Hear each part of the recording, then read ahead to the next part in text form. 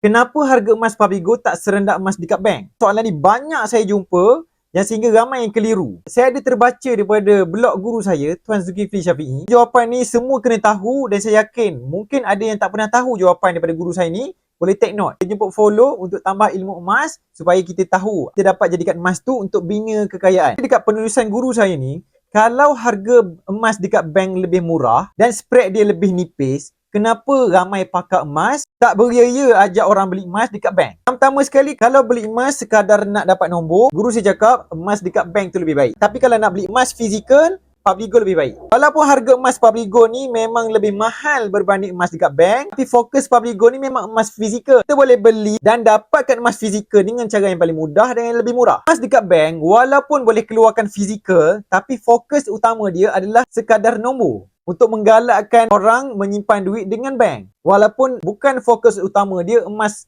fizikal. Kalau nak dapat emas fizikal daripada bank, harga dia mungkin lebih mahal. Dan kebanyakannya bank ni dia tak beli balik emas yang dikeluarkan. Lagi-lagi emas tu ada cala ke, kemik ke, terbuka seal ke, lagilah tak beli. Akhir sekali kita kena jual dengan di tempat lain, dikenakan spread lebih besar, harga dia lebih murah.